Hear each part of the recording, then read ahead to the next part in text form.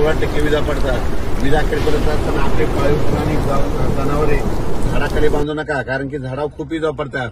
माझी सगळ्या कामगारांना विनंती आहे, जे शेतमजूर आहेत, तुम्ही विजा कडकायला लागले की सरळ घरी जा, कोणत्या निवाऱ्याखाली जा, पण झाडाखाली थांबू नका, कारण की याच्यामध्ये विजाचं प्रमाण जास्त आहे, वाऱ्याचं प्रमाण जास्त आहे। वारं जास्त असल्यामुळे झाडं देखील पडण्याची शक्यता जास्त आहे, म्हणून हे नाकारता येत नाही। म्हणून तुम्ही जरा काळजी घ्या, कारण की हा अंदाज केवळ विदर्भातल्या शेतकऱ्याला देत आहे, कारण की आता मराठवाडा, पश्चिम महाराष्ट्र, दक्षिण महाराष्ट्र, उत्तर महाराष्ट्र खूप काल परवा पाऊस झाला आणि आता नंबर आहे आता विदर्भाच्या पावसाचा।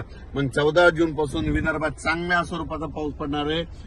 आता इकडे विदर्भामध्ये अकोटकडे जात असताना पहिलं तर सगळ्या शेतकऱ्यांनी आपण आपले शेत एकदम दुरुस्त करून ठेवलेले, त्यांना सांगू इच्छितो की आता उद्यापासून 14 पासून चांगला विदर्भात पाऊस पडणार आहे, म्हणून हे लक्षात घ्या। काल एक तुम्हाला सांगू इच्छितो, आमच्या बाजूला म्हणजे आमच्या गुगळी धामणगावच्या बाजूला डासा आहे आणि कापूस लागवड करत असताना एका मुलीच्या अंगावर वीज पडली, म्हणून माझी सगळ्या